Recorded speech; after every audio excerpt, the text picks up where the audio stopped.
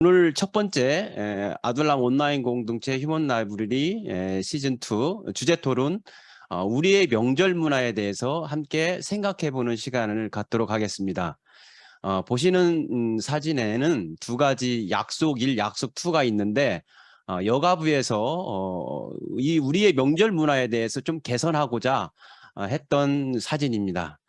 이 사진에 대해서는 또 다음에 또 뒤에서 설명을 드리겠습니다.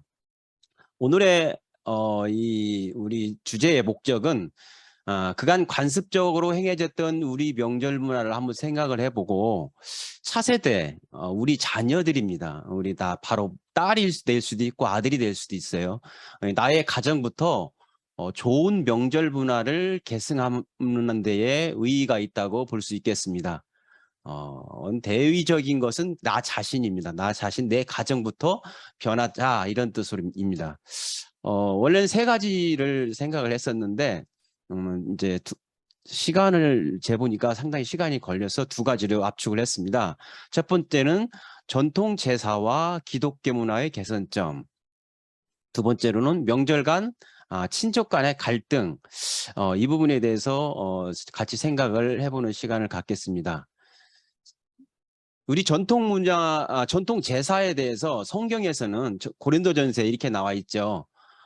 대저 이방인이 제사하는 것은 귀신에게 하는 것이요 하나님께 제사하는 것이 아니니 나는 너희가 귀신과 교제하는 것이 교제하는 자가 되지를 원치 아니하노라 라고 하면서 이 제사를 터부시했던 것들을 보게 됩니다.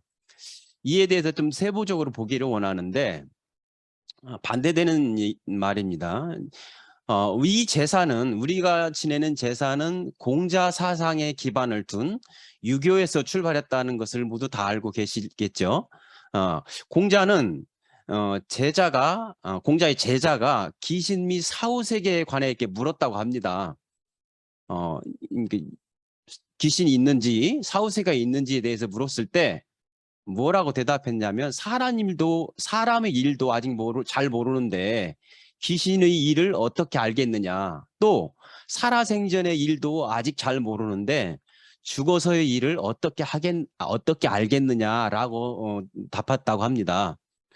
공자는 인을 실행하는 방법으로 예를 말하고 예를 실천하는 방법으로서 관웅상제, 즉 상제에는 조상이 죽었을 때 어떻게 제사를 지낼지를 설명하는 내용이 그 안에 포함되어 있는데 공자는 조상에게 제사를 지내라고 말하면서도 제사의 대상이 되는 조상이 진짜 귀신으로 존재하는지 존재하지 않는지조차도 모르겠다고 얘기를 하는 겁니다. 즉 정성껏 제사밥을 만들었는데도 불구하고 제사밥을 먹을 조상 귀신이 있는지 없는지조차도 모르는 공자의 말이죠.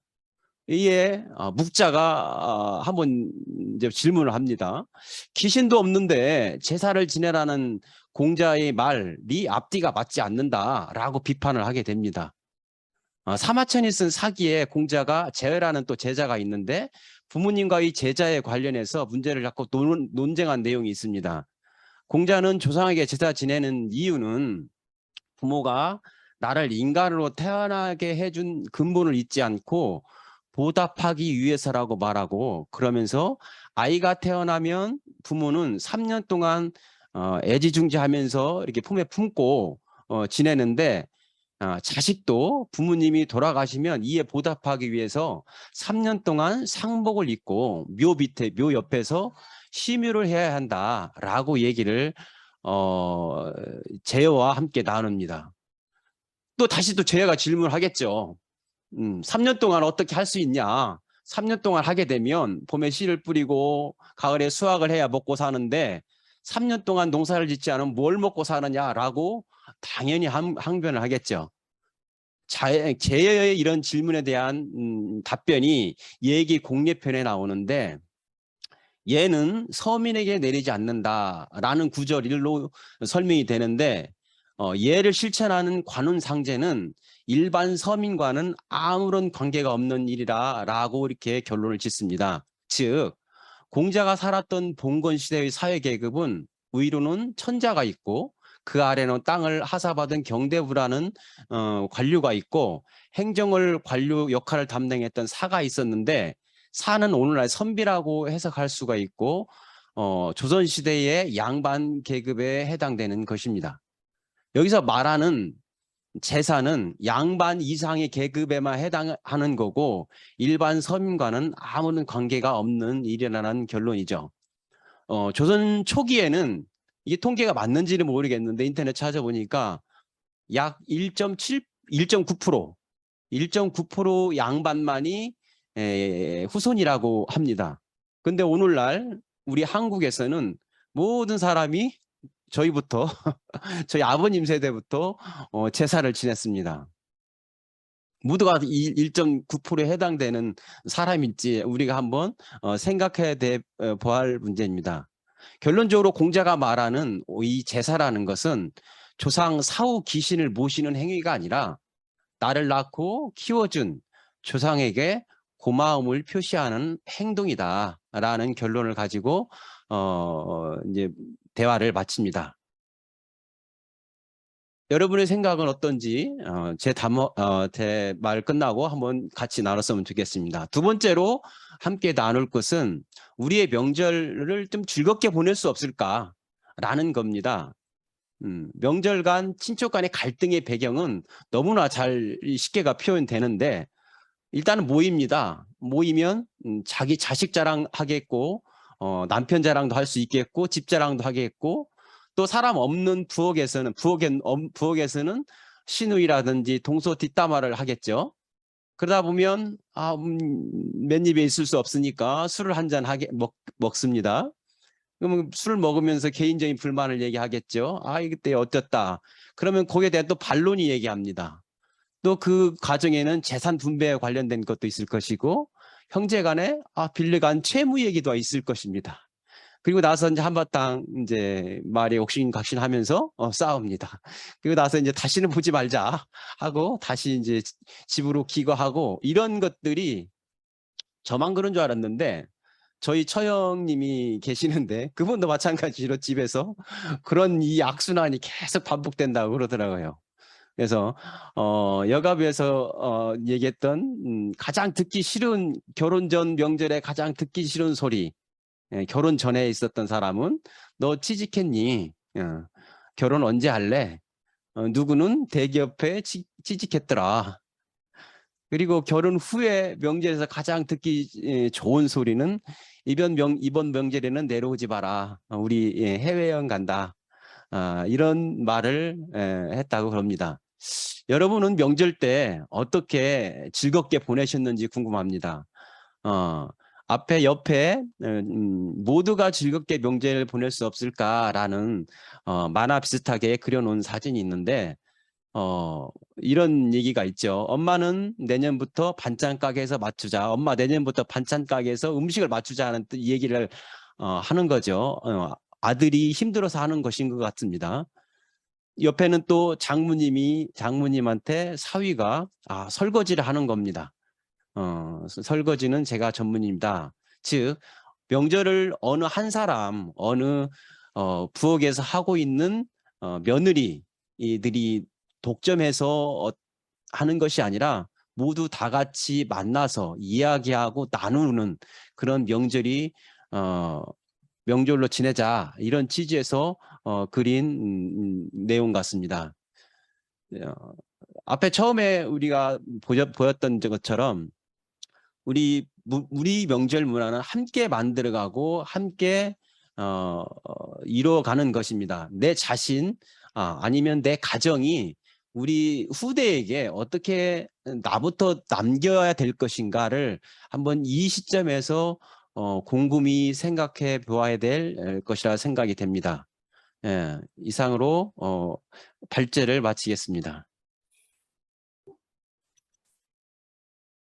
네, 우리 박 선배님 아주 전문가적인 연구와 또 전문가적인 프레젠테이션. 그래가지고 저는 휴먼 라이브러리 시즌 2가 확실히 다르네요. 이때까지 어느 강사도 화면 공유에서 그 속에 자기의 모습을 집어넣은 사람은 없었는데, 야, 그 화면 공유 속에 자신의 화면만 딱 나오게 해가지고, 야, 정말 역시 그 아들남은 진화한다 이런 생각을 하게 되는데, 오늘 보니까 뭐 아주 제가 볼 때는 우리 박선배 형제님 생각하면 FM이다 이런 생각하지 않습니까? 창업하기 전에 40권의 책을 독파하고 인터넷 사업에 뛰어들었다고 그러는데, 오늘도 이 준비를 위해서 수많은 책을 독파하면서 이 공자의 얘기에 나오는 이상과 한국의 여성가족부에서 만들었던 한국 사회가 이 정도는 성숙해야 된다는 현실 사이에 극과 극을 아주 잘 보여주셨습니다. 자, 여러분들, 뭐 이거는 여러분과 관계없는 얘기 아니다 이렇게 생각하실 분들이 계실지 모르겠어요. 한국의 명절을 잊고 살아온 지 40년, 30년 된 저희로서는 그냥 설날과 추석은 그냥 달력에 나오는 얘기일 뿐, 우리와 아무 관계없는 삶을 살아오면서 오히려 미국의 땡스기브나 크리스마스가 훨씬 더 가까운 저희들은 할 말이 별로 없을지도 모르겠다는 생각이 듭니다만, 아무튼 박 선배님의 말씀을 듣고 여러분들 자유토론, 아무 말 대잔치, 하고 싶은 말씀을 누구나 마이크를 열고 해주시기 바랍니다. 네. 또 이렇게 하시라고 그러면 마이크 용감하게 탁 여시는 분이 별로 없으신데, 이럴 때는 또 사회자가 한 분을 바로 지명합니다. 요즘에 사제계의 유재석으로 떠오르고 계신 김웅재 브리스번의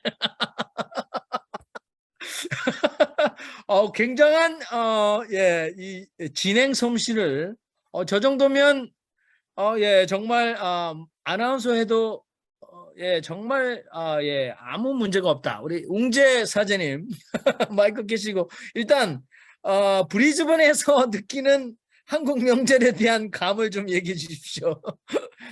감사합니다. 예, 오늘 너무, 이 감동적입니다. 예, 사제계의 유재석. 이야, 이거 끝내주는, 예, 제 프로필로 삼고 싶습니다. 뭐, 명절, 솔직히 오늘, 글쎄요.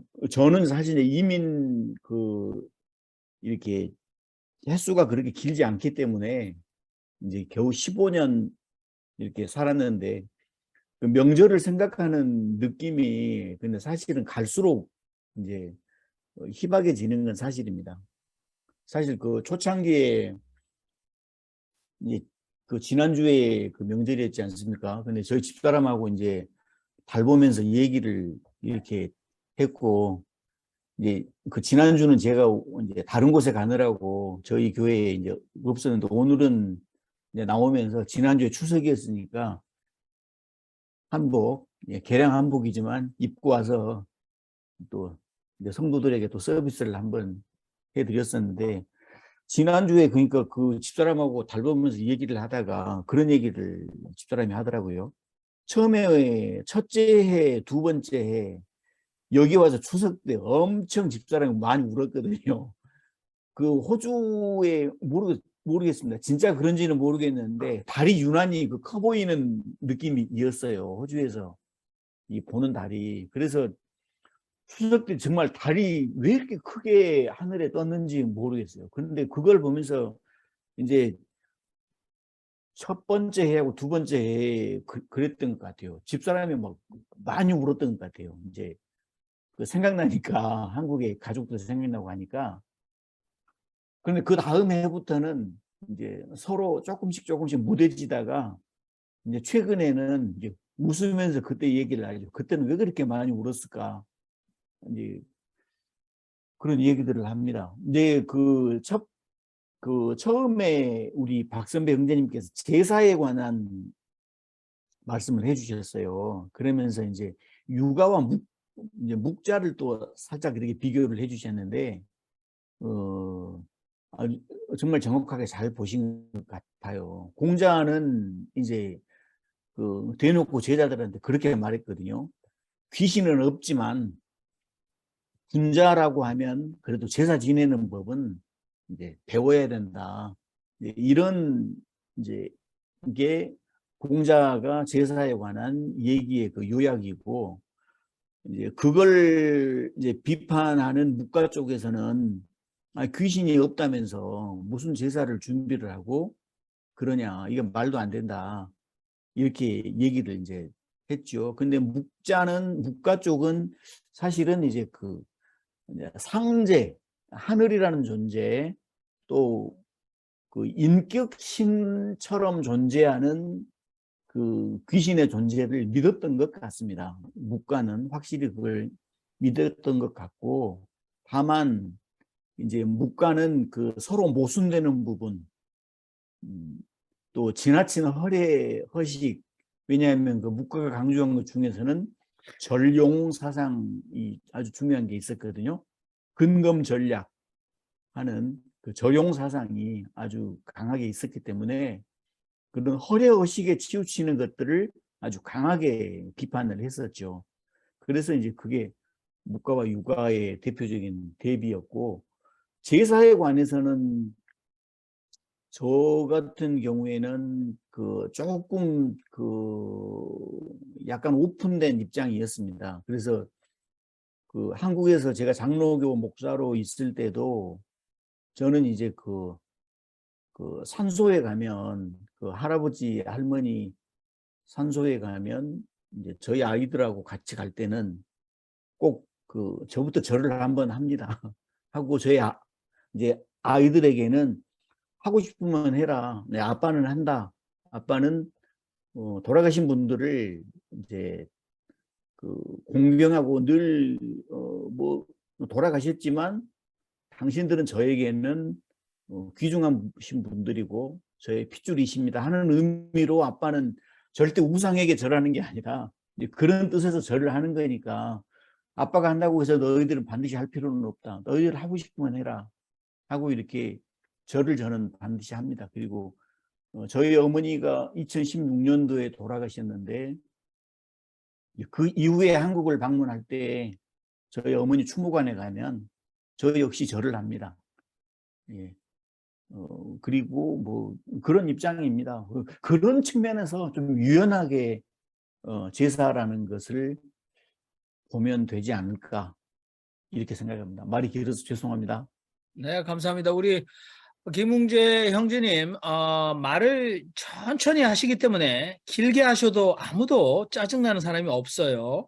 근데 저는 할 말이 많아가지고 빨리 하는데 조금만 해도 피로감이 올라간다, 이런 굉장한 그 네, 아무튼 비교 체험이었습니다. 아무튼 요게 우리 박 선배님의 이야기가 전편은 신학적으로 이 제사 문제, 특히 영어로 이게 ancestral worship입니다. 조상 제사 문제가 우리 신앙과 어떻게 양립하거나 견줄 수 있는가, 갈등인가, 우리는 한국의 미풍양속이나 문화로 받아들이는가. 그래서 한국에서 천주교의 태도와 극보수 개신교의 태도가 굉장히 달랐고, 초기에는 반드시 우상 숭배라고 해서 조상도 모르는 히읗 리얼 자식 이렇게 해가지고 호적에서 판다, 이런 갈등들이 참 많았는데 요즘에는 그 정도까지 강요하는 거 없는 것 같아요. 그런데 한국의 극보수 교단으로 분류되는 게 보니까 합동, 대한예수교 장로교 합동 측, 그 다음에 고신 측, 그 다음에 하나 어디죠? 장신은 아닌 것 같은데, 아무튼 아무튼 극보수 교단으로 분류되는 세 교단에서는 아직도 맹렬하게 제사를 반대하는 거 있는데, 요 얘기에 대해서 우리가 조금 신학적으로 얘기할 수도 있을 것 같다, 이런 생각이 드네요. 요때 보니까 제 눈에 얼마 전에 가족들이 모여서, 제가 보니까 남자들만 웃으면서 테이블에서 사진을 찍으신 분이 계시더라고요. 캐나다에서. 우리 박정희 형제님, 사회학자시기 때문에 할 말씀이 있으실 것 같아요. 그래서 박정희 형제님 다음으로 오클랜드 이동규 형제님으로 마이크 넘어가겠습니다. 네, 말씀하세요. 네, 오늘 이제 이 휴먼 라이브러리 뭐죠? 시즌 2.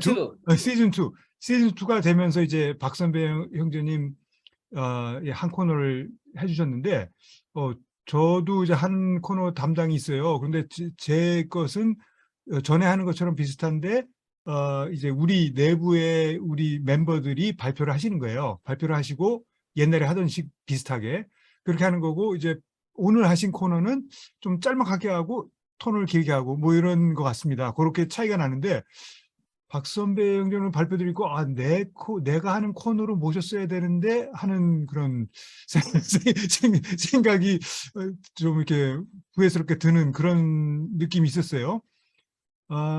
그냥 뭐 이런 코너니까 좀 자유롭게 말씀드릴게요. 정영민 형제님이 아까 김웅재 형제님과 자신을 비교하면서 얘기의 길이와 달리 그 피로도가 다르게 나타난다. 그 굉장히 예리한 지적이신 것 같아요. 근데 지금도 조금 방금 전에 말씀하셨는데 피로도가 조금 올라가던데요. 이것이 혹시 개신교와 성공의 차이가 아닌가, 그런 생각도 조금 해봅니다. 개신교 스타일로 이렇게 말씀하시는 거랑 성공의 사제 스타일로 워낙에 샘플이 작아서 제가 자신은 없습니다만은 그런 생각도 조금 들어요. 오늘 발표를 두 가지 면에서 해주셨잖아요. 이거에 기원 비슷한 말씀, 그리고 그 다음에 이제 실생활에서 어떻게 보면 이 명절 때 우리 좀 잘 지내볼 수 있을까 하는 거 한 가지씩만 제가 코멘트 드릴게요. 첫째, 고린도전서에 어떤 말씀 나오는데 제가 한 가지 불편한 건 이거예요. 언제든지 제사 지내면 안 된다, 뭐 하면 안 된다라고 할 때 그 이유가, 야, 우리가 이러다가는 하나님 제대로 못 믿게 돼, 이러면 나는 동감해요. 당신은 그러면 안 되죠, 그러면. 그런데 그 이유를 하나님이 기분 나쁘하셔, 하나님이 jealousy에 하나님이 시기심을 느끼셔, 이런 식의 합리화는 너무 좀 경광부회고 좀 지나친 것이 아닌가. 근데 성경에 그런 말이 좀 나오잖아요. 나오는데 그런 것에 대해서는 좀 우리가 좀 생각을 좀 달리 해야 되지 않을까라는 생각이 들어요. 그러니까 예를 들어서 우리 이런 구약 같은 경우에는 얘기들이 이제 좀 정리가 바빌론 포로 시대 때 이루어지다 보니까 좀 그 민족의 어떻게 보면은 이러다가는 우리가 정말로 사라지고 말겠다라는 위기감에서 나온 얘기일 수 있는데, 그거를 이제 우리가 글자 그대로 받아들여서 이렇게 하면 하나님이 굉장히 노여워하실 거야. 사실 그렇잖아요. 하나님은 우리의 찬양 때문에 기뻐하시고 우리의 찬양이 좀 덜 되면은 삐지시고 그런 분이 아니잖아요. 어떻게 보면 찬양이고 예전이라고 하고는 우리를 위해서 필요한 거죠. 우리가 정말 우리의 그 믿음을 흔들리지 않게 하려고 필요한 것이지, 그 믿음이 그런 예전이나 찬양이 없으면 하나님이 약해지시고 그런다면 뭐 그 예배 존재 자체가 필요할까? 그런 이제 의구심이 저는 듭니다. 그 다음에 두 번째, 그 명절 때에 이제 언어 생활 이런 거. 근데 한 가지 우리가 좀 기억하고 싶은 것은, 명절 때 우리 사람들이 갑자기 괴물이 되는 게 아니잖아요. 그 명절 때 나오는 감수성 부족한 언행들, 평소 있는 것이 그대로 반영되는 거죠. 무슨 명절 때라서 갑자기 나쁜 말 하려고 마음 먹고 식구들 모이지 않잖아요. 그러니까 어떻게 보면은 그 사람들이 모였다는 기회 때문에 부각이 되지만 우리의 기본적인 상식과 예의와 그 감수성이 부족하다는 데 문제가 있다고 생각해요. 그래서 그런 것에 대한, 그러니까 우리가 신앙을 갖고 있다 라면은 최소한도 남에 대해서 생각하고 이웃에 대해서 생각하는 마음이 가족이나 친척이나 또 친구나 이웃이나 라고 이제 인터랙션을 할 때도 나타나야지, 그거는 또 바로 우리 조상에게 예를 드린 다음에 뒤돌아져서 앉아서 얘기할 때는 사실 조상에게 예를 드렸다는 것은 조상님들 우리를 이렇게 해주셨으니 앞으로 우리 잘 살겠습니다 약속하는 건데, 그 다음엔 서로 이제 상처를 준다. 그건 좀 슬픈 얘기 같아요. 그래서 좀 저도 방법은 모르겠습니다만은 고민이 필요할 것 같습니다. 네. 박선명 형님 감사합니다. 또 정영민 형님 감사합니다. 이동 경제님 바로 말씀하세요. 예, 오늘 상당히 기대가 많았습니다. 새로 시작하는 휴먼 라이브러리에 또 우리 박선배 형제님이 첫 번째 주제로 제사, 차례, 명절, 저한테 아주 관심이 많은 분야였거든요. 그리고 또 과연 그 얘기를 멤버들이 어떻게 다 말씀하실까. 그래서 자료도 많이 찾아보고, 왜 그런가 하면 제가 장손이에요. 아들이 하나고. 그래서 우리 할머니, 할아버지가 우리 장손하고 다른 애들보다 나를 많이 챙겨준 이유가 나 죽으면 제가 내 제사를 지낼 텐데 라고 저를 해준 그런 것도 있고, 또 부모님도 제가 아들이 하나라. 근데 교회를 다니면서 마음속에 늘 이거 결국 제사를 지내야 되는데 이걸 어떡하지? 교회를 선택할까? 이걸 어떡할까? 이런 게 있었어요. 그래서 오늘 많이 기대가 있었고, 또 저도 한 20년 이상 이민 와서 살고 있기 때문에 명절의 의미가 어떤지에 대한 얘기도 있습니다. 그래서 준비를 하고 딱 얘기하려고 했는데 우리 정영민 형님이 사제계의 유재석을 저는 사회계의 유재석 이렇게 들었어요. 아, 내 얘기 하나 보다. 근데 딱 들어보니까 김칫국. 내가 아니구나. 이런 생각이 들었고. 그리고 오늘 박 선배님이 그 스크린 하단에 한 것이라든가 준비 많이 하셔서 너무 훌륭하셨어요.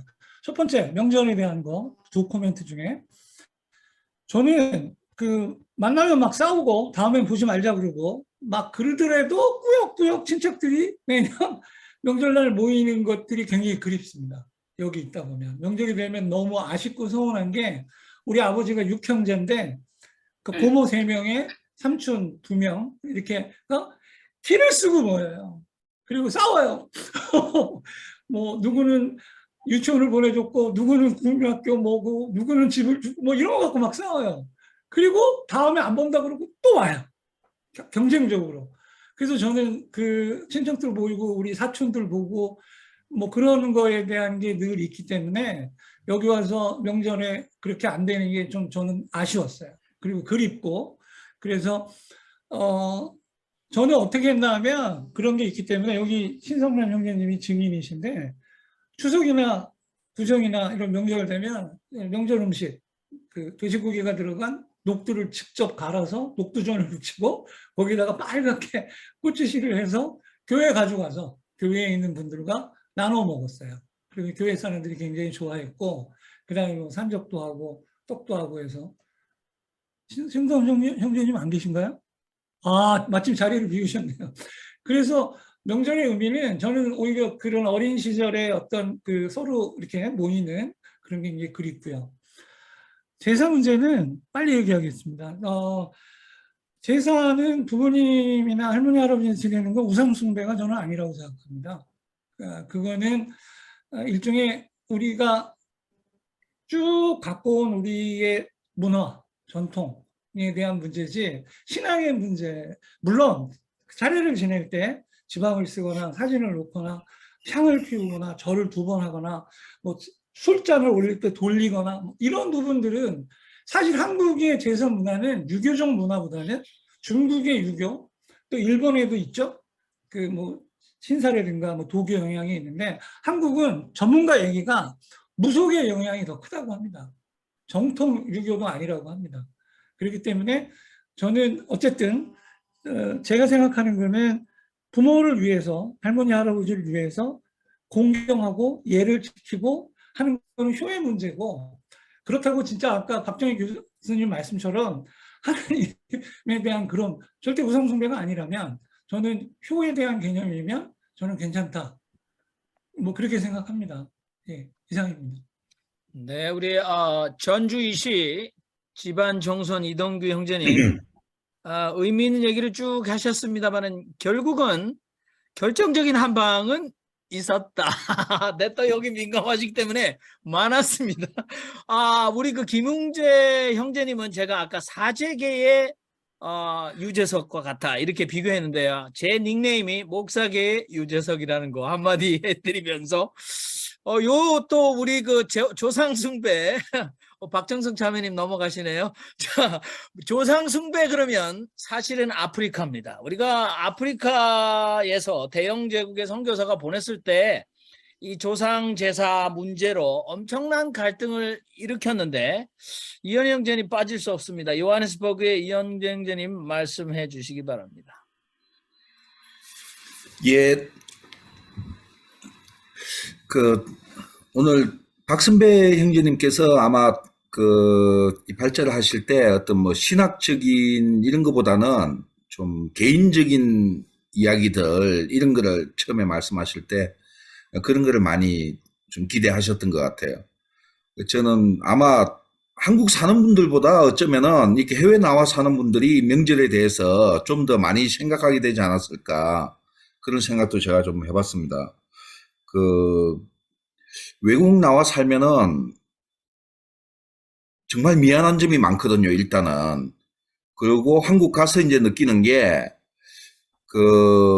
명절 때 모이든 안 모이든 한국 내에 있으면은 이렇게 자주 의사소통이 되잖아요. 행동이 가능하니까. 그러면은 집안 소소한 문제들을 이렇게 서로 토론하고 뭐 다투든지 뭐 토론을 하든지 이렇게 해서 어쨌든 서로 의사소통을 하는데 해외 나와 있으면은 그런 의사소통에 참여를 못하게 되는 경우가 많아요.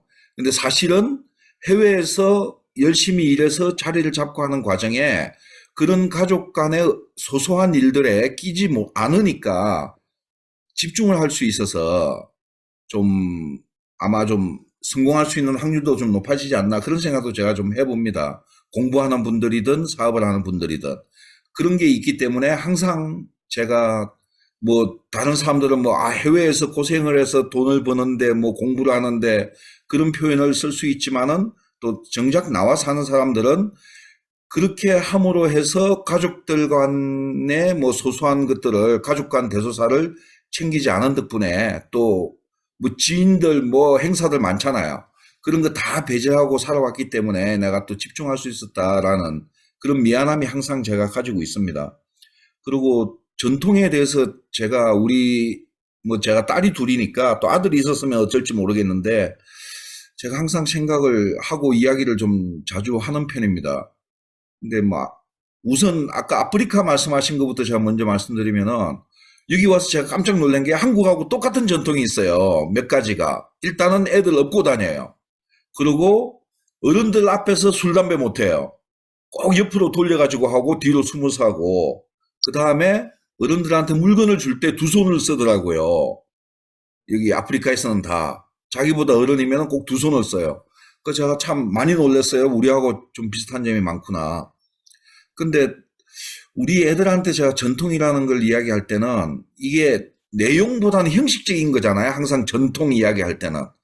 내용은 뭐 다양하게 있을 수 있는데 오히려 형식을 딱 정해가지고 그 형식을 따라라 하는 게 전통이니까 제가 이제 내 앞 세대에서 내가 좀 불합리하다 생각하고 반발을 가졌던 것이 있고 또 나는 하기 싫었고 뭐 어쨌든 좀 반발심이 있었던 그런 것들을 우리 부부하고도 이야기하고 애들한테 또 말을 전달할 때에 결론을 내린 게 나는 전통을 따르자. 우리까지는 전통을 따르고 내가 싫어하는 게 있다면은 내 후대는 나에게 그렇게 하지 않아도 된다라고 말을 하자. 제가 이제 그렇게 좀 못을 박았어요. 그래가지고 뭐 박선배님 의도에 좀 어느 정도 맞는가 모르겠는데 저는 전통이라는 게 굉장히 형식적이라고 생각을 해요. 그게 뭐 나쁘다는 뜻이 아니고요. 어쨌든 형식에 많이 초점을 맞춰져 있는데 다음 세대가 넘어갈수록 그 형식들이 어떤 의미를 가지는가 그걸 제가 잘 모르겠더라고요. 그래서 아무튼 저는 전통에 대해서 내가 반발할 것이 있다면은 나는 따르고 내 다음 세대는 뭐 내가 가르쳐는 주되 그거를 따르든지 안 따르든지는 알아서 판단해라. 그렇게 저는 전달을 하는 편입니다. 이상입니다. 네, 감사합니다. 우리 안미자 자매님, 우리 아둘람 공동체 오늘의 담화 중에서 셀프 효도라는 굉장한 유행어를 만드신 분이에요. 그래서 대기하고 계시고 안 그래도 제가 또 여쭤보려고 그랬는데 제가 뭐 또 여기서 앞에서 조금 더 설명하면 안 될 것 같아요. 그래서 우리 화성의 안미자 자매님께 바로 연결 마이크를 드리겠습니다. 말씀하세요. 네, 안녕하세요. 화성의 안미자입니다. 이번에 그 박선배 형제님께서 너무 이렇게 멋있는 자료들도 준비하시고 정말 재밌게 봤습니다. 저는 이제 이번에 그 명절 때 이제 제가 이렇게 느낀 점은 일단 명절이 됐든 제사가 됐든 일단 여자들이 가장 고생을 많이 하는 것 같아요. 왜냐하면 일단 아무리 세상이 바뀌었다고 해도 남자가 만약에 뭐 조금 도와준다고 하지만 결국은 여자 몫이더라고요. 제가 보니까.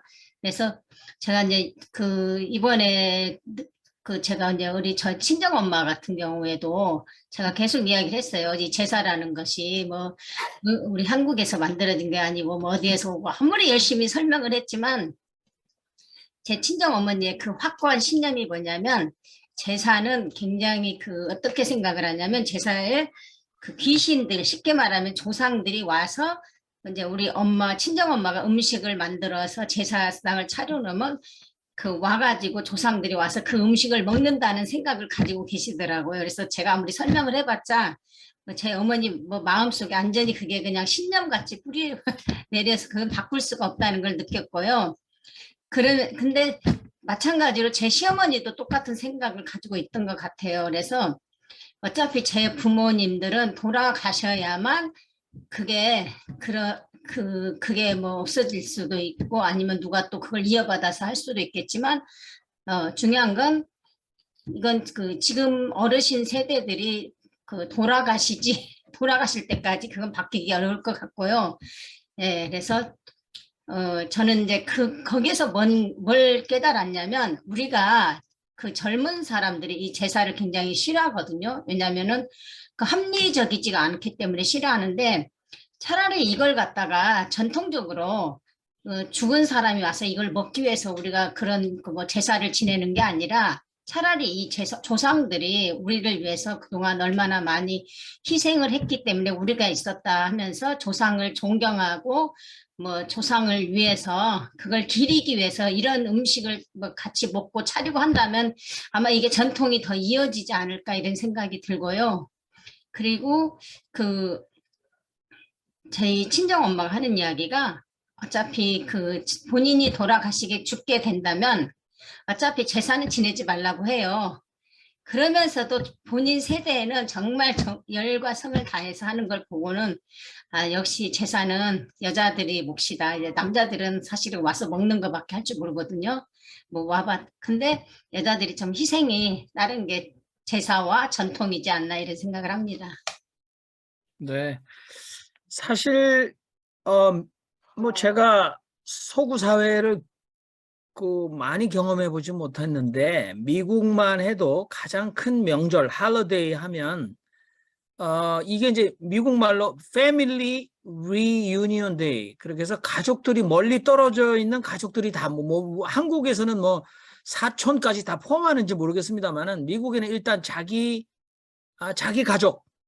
가족만이라도 다 모이는 날이 이제 땡스기빙 그러니까 추수감사절과 그다음에 크리스마스예요. 근데 두 개를 비교해 보면 크리스마스보다 땡스기빙이 훨씬 좀 더 의무적이고 행사가 커요. 그런데 여러분 잘 아시겠지만 미국에서 땡스기빙 하면 터키를 굽잖아요. 근데 제사가 없어도 그 땡스기빙 디너를 위해서 미국 여성들이라고 해도 터키를 굽는데 7시간 막 하루 종일 걸리는 거거든요. 그리고 터키만 하는 게 아니라 굉장히 전통적으로 땡스기빙 디너 테이블을 만들어낼 때 해야 될 음식들이 너무너무 많아요. 그래서 미국 여성들도 상류층이든 중산층이든 그게 사오지 않는 한 거기에 대한 스트레스는 동일하다라는 거예요. 그리고 이제 땡스기빙에 미국에서는 절대 남한테 이거는 명절이 아니라 남에게 물어서는 안 되는 이제 3가지 말이 있다고 저는 처음에 배웠어요. 첫 번째, 결혼했냐 안 했냐 이건 물 수 없습니다. 근데 두 번째, 한 달에 얼마 버느냐 그런 거 물을 수 없어요. 그리고 상대방이 밝히지 않는 한 당신은 뭘 해서 먹고 사느냐라고 직업을 물어보는 건 예의가 아닌 거거든요. 근데 추가로 땡스기빙 때 대학생들, 고등학교 3학년들이 대학 원서를 써야 될 때가 임박한 때예요. 그래서 그때는 미국 학부모들이 절대 자기 아이들에게도 너 대학 어느 대학 가려고 그러냐, 너 전공 뭐 하려고 하느냐라는 거를 물어서는 안 되는 금기 사항이에요, 그게. 근데 그거는 뭐 미국과 한국이 별반 다르지 않다. 그런데 우리 안미자 자매님 말씀을 들으면서 우리가 먼저 신학적으로나 신앙적으로 조상 제사 문제에 대해서는 여러분들이 암묵적으로 어느 정도 생각을 하시고 간 것 같아요. 여기서 다시 그 우상 숭배니까 절대 절을 해서는 안 된다라는 강력한 주장은 안 나오고 있다고 생각하면서, 그러면 아둘람 온라인 공동체에 대해서 우리는 얼마만큼 우리가 한국의 요즘에서 말하는 그 성인지 감성 이거 얼마나 우리가 실제로 실천하는가. 근데 사실은 뭐 제가 말이 또 길어지니까 여러분들 피로도가 막 올라가고 있는데 이거 뭐 남성들이 원래 영역과 여성들의 영역, 그래서 집안 살림의 영역이나 아니면 요리의 영역, 이런 부분을 자꾸 성 역할을 나누다가 보면서 여러분들 아무튼 여기에 대해서 굉장히 실제적인 문제, 부부간의 문제, 부모의 문제에서 여러분들은 어떤 신앙적인 또는 이상적인 실천 방안들을 실천해 오고 계신지 한번 까놓고 얘기를 해보셔서 참 좋겠다 그런 생각이 드네요. 특히 외국에서 살면서 그거 안 하면 요즘에는 집에서 쫓겨난다는 삼식이, 그 다음에는 말 안 하겠습니다. 그런 문화 속에 알아서 기고 있는 분들 자수하여 광명 찾았으면 좋겠습니다. 특별히 우리 그 아둘람에서 계속해서 그 한 2주 이상 저쪽 그 어디죠? 다른 데 좀 이렇게 30초만. 네, 그쪽에 나가신 분 계시잖아요. 우리 요즘에 계속 못 들으시고 지금 계속해서 그 퀘이커 프랙티스를 하고 계신 지성수 형제님, 마이크를 그래도 좀 키시고 말씀을 해주셔야 될 것 같아요. 계속 지금 침묵 무건 수행하고 계신데 말씀 좀 해주십시오. 예. 그래서 이제 페이커하고 아둘람 사이에 지금 책임감 때문에 좀 갈등을 하다가 오늘은 안 갔어요. 그래서 그 우선 오래간만에 얘기하니까 목이 메네. 그 제가 한 2주 없는 동안에도 이렇게 아둘람이 잘 돌아가는 거 보고 뭔 놈의 사조직이 이런 사조직이 다 있나. 그래서 생각이 들었습니다. 아둘람은 지성수 사조직이라고 누가 그랬는데. 그 저기 오늘 그 명절 얘기하니까 이건 여러분 전혀 다른 저한테 아니면 못 들을 얘기야. 명절 하면요, 제가 월남에 있을 때 어땠냐면은 그 미국이 그 구정 휴전을 했잖아요. 그때 한번 대판 깨졌잖아요. 구정 때 월남전에서 휴전을 했는데 올맹기 그냥 정기전으로 구정 때 밀어붙였잖아요. 그래서 구정 때 아주 미 대사관까지 공격을 받는 그런 일이 있었어요. 그래서 우리는 그 다음에 갔으니까 그 다음부터요, 명절하면 비상이에요. 우리한테는 혹시 해가지고서 명절하면 전 군대가 비상이었던 그런 월남전의 역사가 있었습니다. 이제 그런 일이 있었고요. 우선 전 제사 문제에 대해서 우리 기독교가 잘못한 것이 참 많지만 한국에 전달돼서 제일 잘못한 거, 제사를 금지한 거, 이건 영원히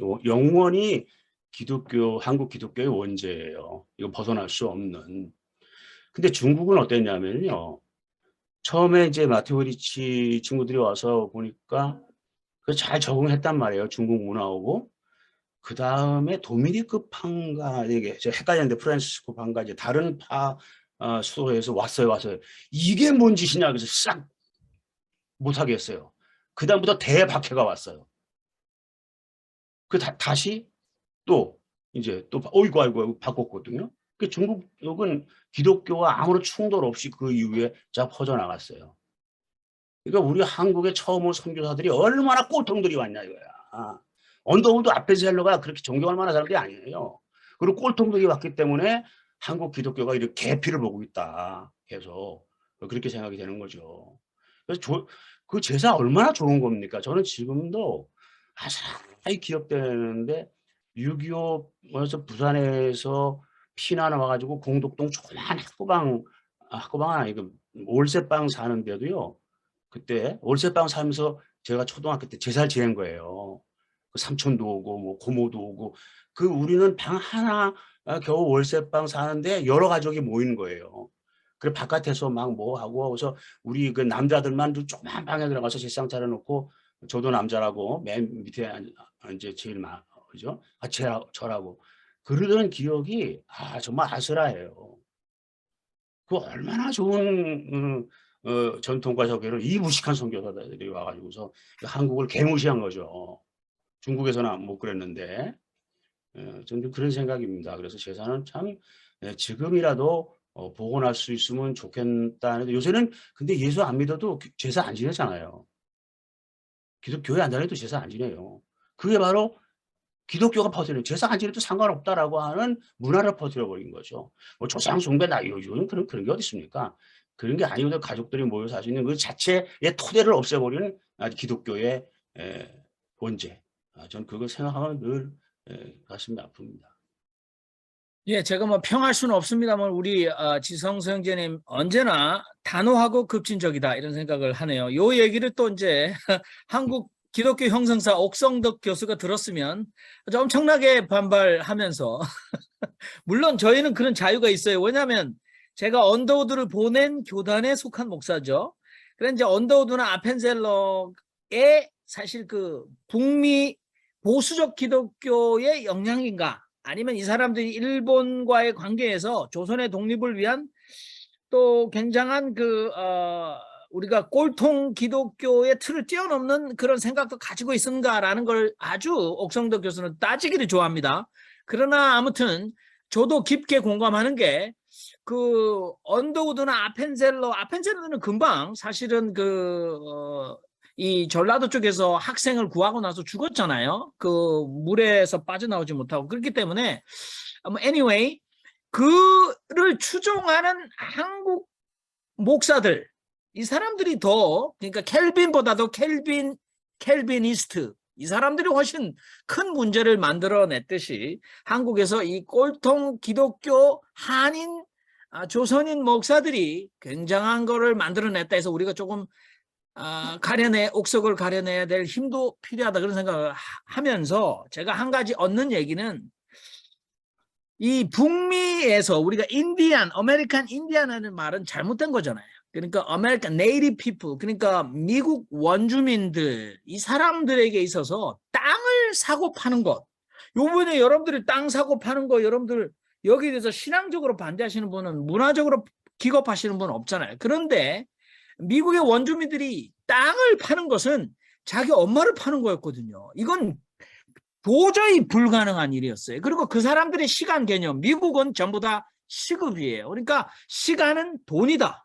그래서 1시간 일하고 10시간, 40시간 일하고 그럼 여기에서 우리가 자유로울 수 있는가? 그러면 그 문화라는 게 얼마나 강력할 수 있는가라는 얘기를 우리가 좀 해봐야지 되는데 요거 이렇게 너무 깊게 들어가면 우리가 또 위험해질 수도 있다 이런 생각을 혼자 떠들어 봅니다. 이동규 형제님 마이크 켜주셨네요. 할 말씀 있으신 것 같아요. 30초에서 1분만 아까 누락된 게 있어요. 네, 금방 1분 얘기해요. 이상 하십시오. 1분 이상. 네, 1분 이하.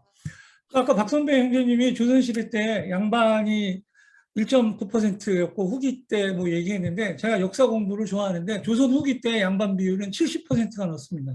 공명책을 발행하고 매각 매직을 하고 그다음에 족보를 유조하고 해서 그리고 나중에 제사 안 지내면 쌍놈이잖아요.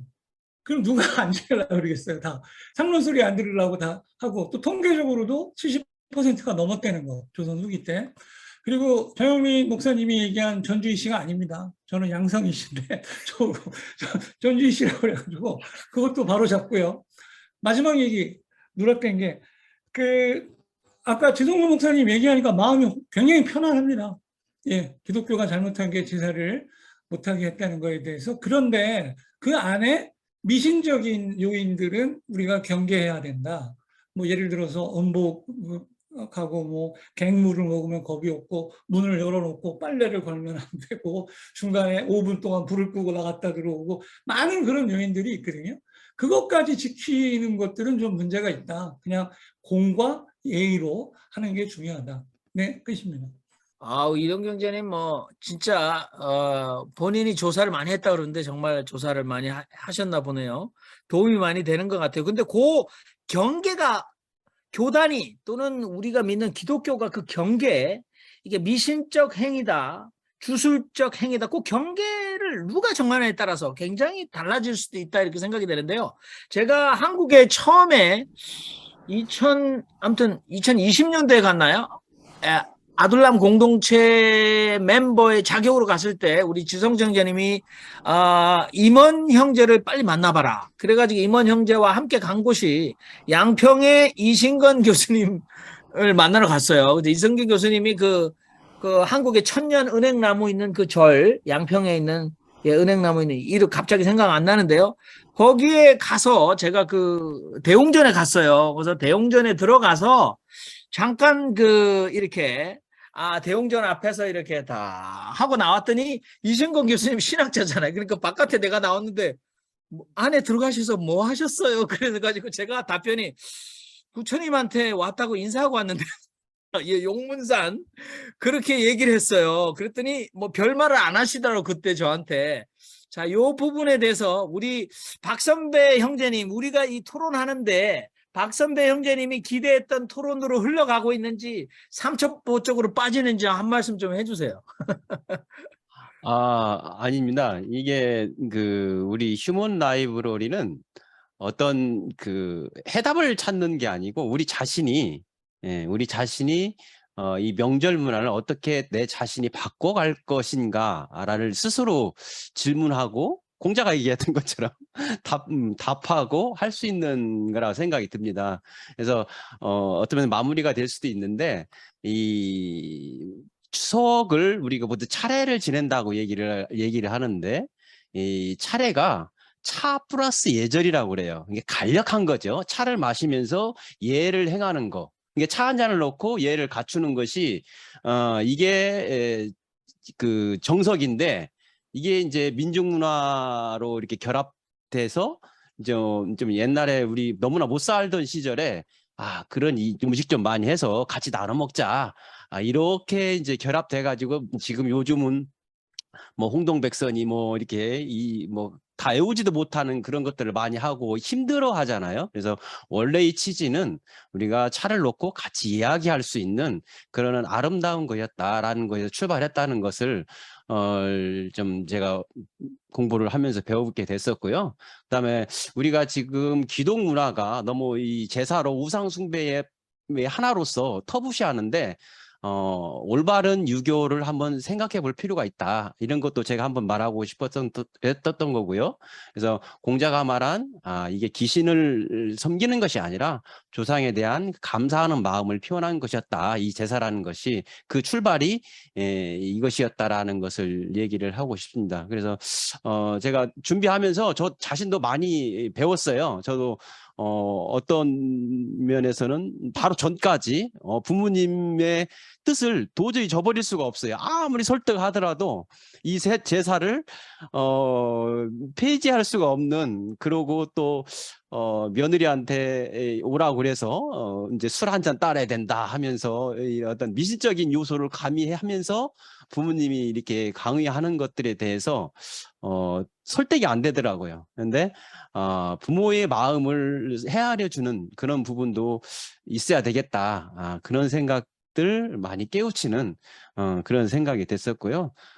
장례 문화는 너무 길더라고요. 제가 얘기했는데 할 게 진짜 많습니다. 그래서 나중에 이 장례 문화는 한번 시간을 잡고 해보는 것도 참 좋겠다. 그런 생각을 해보고 보너스로 제가 이렇게 공부하면서 참 이것은 꼭 조만간 가서 해야 되겠다, 그런 생각이 있었어요. 장례 글을 공부를 하면서 그 사전 연명 의향서라는 것이 있어요. 그래서 옛날에 그 보라매 사건에서 술 취해서 이제 화장실에 갔다가 넘어졌어요. 다친 분이, 남자가 넘어졌는데 그 부인이 이렇게 잘 못 어려운 형편에서 남편을 이렇게 케어하기에는 너무 힘든 상황이었어요. 퇴원을 시켰어요. 그런데 그것이 살인죄로 다시 3년형을 받게 되고 집행유예 받게 되고 그 퇴원시켰던 의사까지 살인 방조죄로 처벌을 대했던 그 보람의 병원 사건이라는 것이 있었는데 인터넷 찾아보면 나올 겁니다. 이런 것을 생각을 해보면서 다 내 후대한테 내 자녀들한테 이 사전 의료 연명서를 작성하면 이게 뭐냐면 본인이 아무리 어떤 그 질병이 있다 하더라도 병원에서는 그걸 퇴원하면 이게 살인죄로 되기 때문에 이 영명서에 등록하지 않으면 어쩔 수 없이 식물인간이 되더라도 계속 치료를 할 수밖에 없고 그 보호자는 계속 이제 부모를 식물인간이더라도 이렇게 케어해야 되는 악순환이죠. 이런 것이 있는데 하루빨리 보건소나 국민의료건강공단에 가면 19세 이상이면 누구나 가능하다 하더라고요. 얘기하는데 내 자녀를 위해서라도 사전 연명 의료 요양서를 빨리 등록을 해야 되겠다.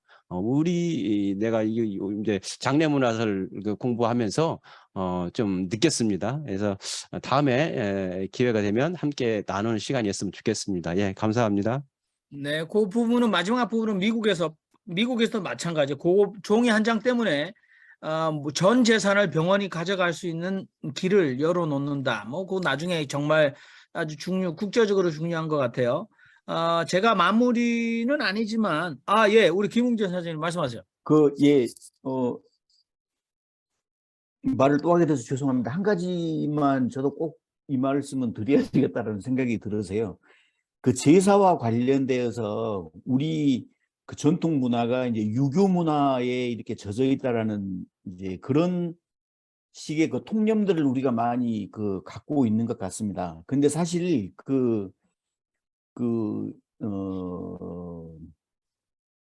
동아시아 쪽이라든가 이런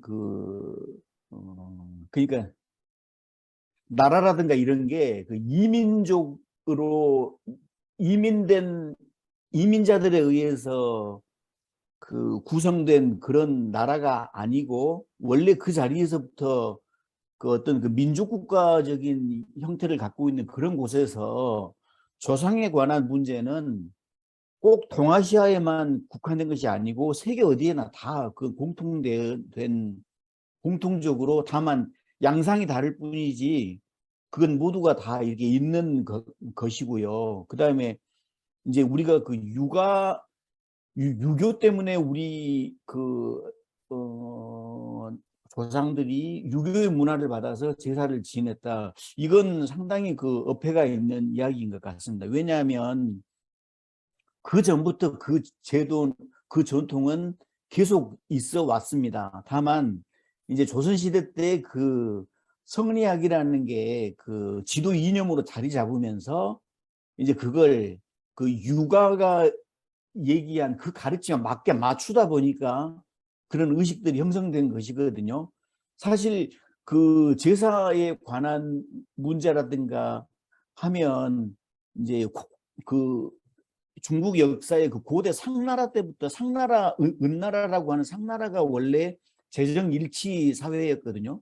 그래서 왕은 가장 높은 제사장의 위치를 차지하는 입장이었고 유교할 때의 유자가 바로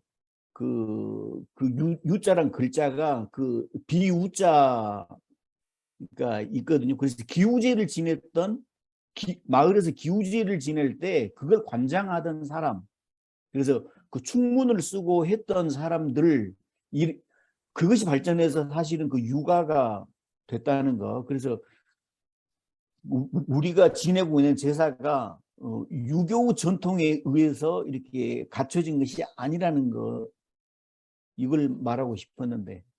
네, 죄송합니다. 도움이 됐습니다. 우리 박정희 형제님 또 말씀하세요. 네, 박황희 형제님이 안 계시니까 이제 다른 분이 더 하십니다. 네, 근데 제가 드리고 싶은 말씀은 아까 박정섭 자매님이 마이크 키셨는데 정 목사님에게 열심히 자신 발언하시느라고 넘어가신 것 같아서. 아니에요? 아까 마이크 키셨던데. 네. 그러면 제가 마이크 킨 김에 한 말씀을 드리겠습니다. 정 목사님이 아까 이제 가사 역할 분담 이런 거 말씀하시라고 문제 제기를 해주셨는데요. 사실 이게 좋은 전통인데 사람들 모여서 어려움, 좀 부작용이 생긴다. 근데 그 부작용 중에서도 이제 가장 어려운 것이 이제 성평등에 이제 여성들만 피해가 크게 되는 이제 이런 문제잖아요. 사실은 이런 문제는 우리가 21세기에 좀 극복해야 돼야 하는 문제가 아닌가 그렇게 생각합니다. 그래서 얼마 전에 통계를 봤더니 거의 대부분의 사람들이 한국 사람들이 동의하는 게 지금 출산율이 너무 낮다. 그거를 다 동의하잖아요. 그래서 이런 식으로 정말로 낮아도 너무 낮고요. 한국은. 그래서 이런 식으로 출산율이 낮으면은 뭐 앞으로 나라가 없어진다 뭐 그런 얘기들 많이 하는데 그럼 왜 한국은 이렇게 출산율이 낮을까? 그런 원인들을 많이 찾는데 설득력 있는 것 중에 하나가 별로 말이 이렇게 많이 논의되지는 않았지만 최근에 이제 어떤 분이 이제 밝히셨는데 남성들의 그 가사 역할 참여가 제일 낮아요. 한국이.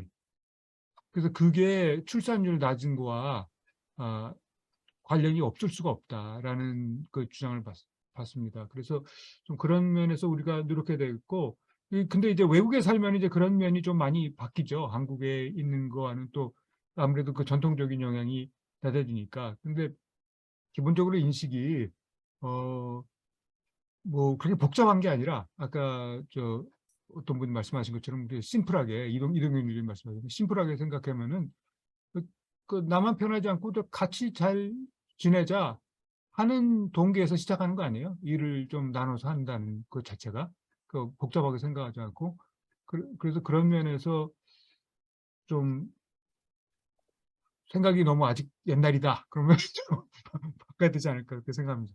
예, 좀 부족해서 감사합니다. 예. 말할 그래요, 자격은 감사합니다. 없다. 예. 아닙니다. 제가 이제 마무리를 하고 싶었지만 아무튼 마무리하기 전에 우리 인천의 박연아 자매님한테도 좀 말씀을 좀 한번 하시라라고 마이크를 좀 드리고 싶어요. 예, 이렇게 쭉 보시면서 순간순간 나도 요런 할 말이 있다라고 하는데 자꾸 이 기회를 놓치는 것 같다 이러실 수도 있어요. 근데 여기는 이제 보면은 말 많은 사람이 있잖아요. 계속 들어오셔야 돼요. 그냥 깜빡이 안 켜고 들어오셔야 돼요. 네, 박연아 우리 자매님 말씀 좀 하세요. 네. 12시가 넘었네요.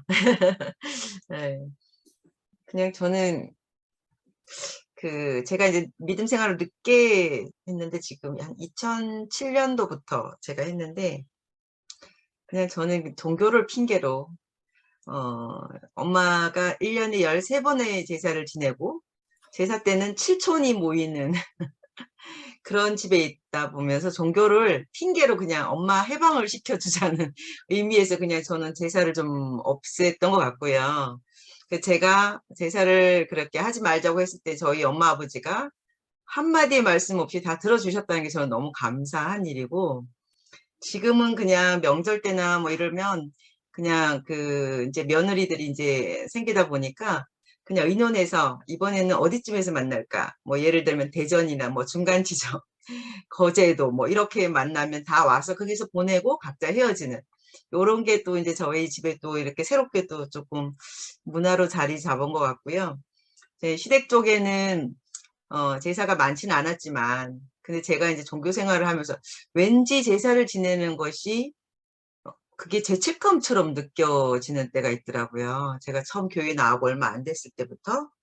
근데 신은 이제 시댁에 갔더라도 주일날은 예배 드리러 가고 집 근처에 있는 교회 가니까 어머님이 믿음 생활 전혀 하지 않는데 내가 죽고 나면 네가 이걸 다 해야 되니 그냥 우리 제사를 없애자 하셔서 그냥 제사 없애고 그냥 뭐 예배를 간단하게 이제 드리는 식으로 이제 만들어 왔는데 하여튼 명절이라는 기쁨보다 저는 어릴 때부터 늘 너무 힘들었다.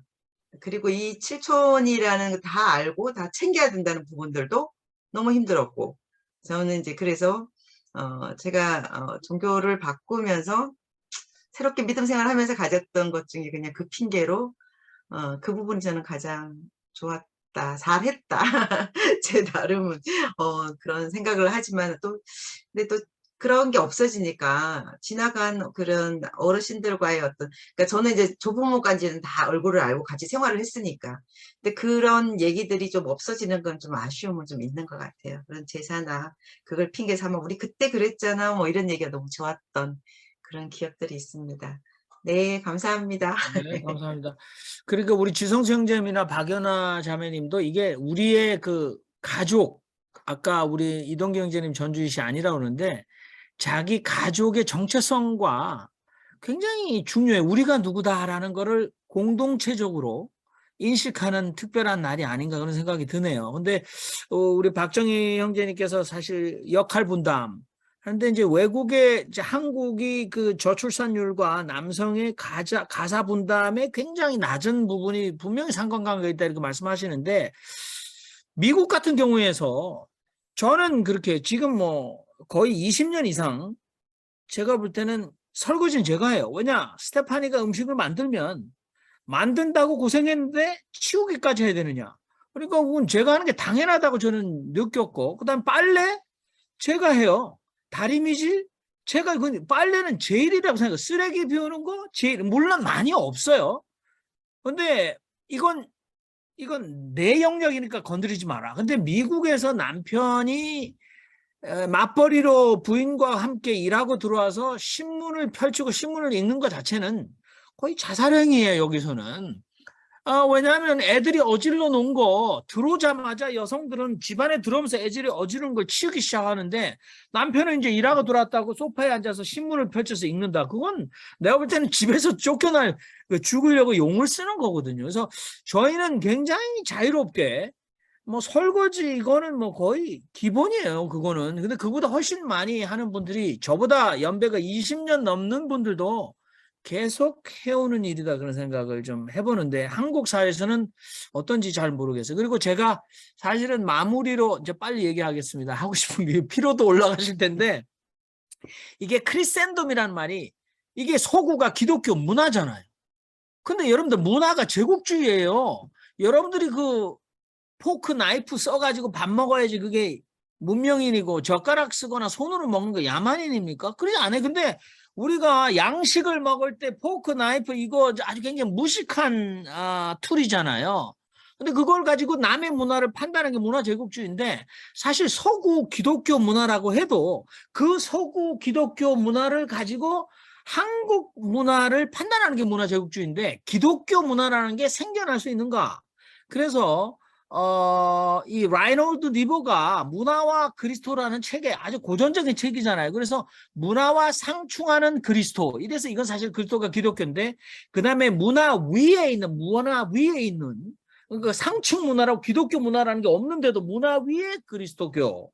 그 다음에 이제 문화를 변혁하는 그리스도 이렇게 얘기했는데 아까 박 선배님의 아주 주제는 우리가 지금 박연아 자매님도 말씀했지만 우리 가족이 우리가 문화를 삶의 방식을 만들어 나갈 수 있는 권한이 우리에게 있는데 물론 지켜야 할 전통이 중요함에도 불구하고 기독교 문화라는 게 도대체 뭐야?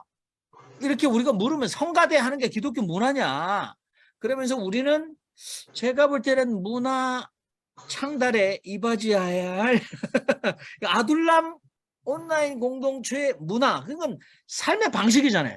우리가 그걸 창달해낼 수 있는 권한이 우리한테 있다 이런 생각을 해보면서 임원 형제님 마이크 켜셨어요. 마지막으로 마무리 부탁드립니다. 아니, 박종희 형제님이 아까 말씀하신 게 있어서 거기 그 논조에 조금 첨언을 드리고 싶어가지고요. 그러니까 젊은 부부들이 남자가 가산일을 많이 돕지 않는다라는 말씀을 하셨는데 공감하고요. 근데 이제 남자가 가산일을 안 돕게 되는 그 배경이 참 중요하거든요. 저는 그 배경에서 중요한 게 대한민국은 어린아이들에게 너무 노동을 시키지 않아요. 어린아이는 어린아이 나름대로 할 수 있는 일이 있는데 공부 외에는 안 시키는 게 문제예요. 그러니까 이제 여성이고 남자고 이제 어린아이들의 알파 오메가는 열심히 학교 다니고 학원 다니는 거. 그래서 우수한 성적을 내는 게 이게 알파와 오메가이기 때문에 아이는 아이로서 해야 할 일들이 있는데 그것이 무엇인지 자각을 못 해요. 그렇게 자라다가 이제 여자고 남자고 결혼을 하게 되면은 나 집안일 못해. 나도 못해. 그러면서 서로 집안일을 미루고 결국에는 여성이 하게 돼 있어요. 그러니까 이게 일종의 우리나라 교육 환경의 문제, 그다음에 가정의 문제, 새로운 이제 아이들을 과거에는 어릴 때부터 너무 노동을 했으니까 그게 싫어서 저희 때도 저희 어머니는 정말 뭐 7살, 8살 때부터 계속 설가지고 노동을 많이 하니까 그게 싫어서 우리를 노동을 안 시켰거든요, 가사노동을. 그러니까 그런 일종의 이제 노동에 대한 어떤 왜곡이죠. 적정한 노동은 건강하고 필요한 건데 그런 것들이 잘 이루어지지 않다 보니까 그 남성과 여성의 그 가사 분담에 있어서의 그런 갈등. 이 근본은 제가 봤을 때는 노동교육, 특히 가사 노동 교육을 받지 못한 그런 어떤 라이프 스타일에서 오는 게 아닐까라는 생각이 들어서 거기서 조금 더 나아가 본다면 우리 애들은 애들이 할 수 있는 걸 시킨다라는 것들이 좀 캠페인처럼 이게 일어났으면 좋겠고 그것이 정말 애들 정서에 그리고 애들의 미래에 큰 영향을 미친다라고 그런 좀 의식이 있어야 될 것 같다는 생각이 좀 들었습니다. 이상 결혼 안 한 싱글남의 의견이었습니다. 적당히 우리 걸어주십시오. 마무리하려고 했는데 임원 형제는 굉장히 중요한 거 해주셨는데 우리 아둘람 공동체 남자분들 중에서 혹시나 반바지 말고 속옷 입고 치마 입고 나가보신 적이 있는지 모르겠는데요. 아마 뭐 특별한 연극을 하거나 무대 의상이 아니면 치마를 입어본 적이 없으실 텐데요. 서구 유럽의 교육에서 아이들이 유치원 전 단계 프리K에서 남자아이들은 한 달은 무조건 치마를 입고 여자아이들은 한 달은 무조건 바지를 입고 그 다음에 바꿔가지고 한 달은 남자다가 무조건 바지를 입고 이렇게 바꿔봤다고 그래서 어린아이들이 이건 남성적인 일이고 이건 여성적인 일이고 그 다음에 남자는 울지 않아야 하고 남자는 여자아이를 찝쩍거릴 때 폭력을 쓰면서 관심을 이렇게 표할 수 있다라는 모든 교육을 사전에 차단하는 이 고정적 성관념 삶의 문제를 완전히 파쇄하는 아주 선진적인 교육을 하고 있다라는 예를 제가 하나 들어보면서 우리는 아직 그렇게 되지 않잖아요. 우리가 치마 입으라고 그러면 anyway 서양에서의 앞서가는 교육은 그렇다. 저는 이제 한번 예를 들어보면서 이렇게 하다가는 오늘 여러분들 점심 식사 시간이 막 올 것 같아서 제가 일단 슬레이트 치면서 오늘 Human Library Season 2 그래서 오늘 아주 굉장히 환상적으로 우리가 생각했던 대로 우리가 생각해보는 한국의 제사문화, 명절 문화 여기에 대해서 특별히 박 선배님의 우리의 명절 문화에 어떻게 되짚어 보는가라는 공식적인 모든 토론을 끝내도록 하겠습니다. 우리 박 선배님께 박수를 드리면서 슬레이트를 치도록 하겠습니다.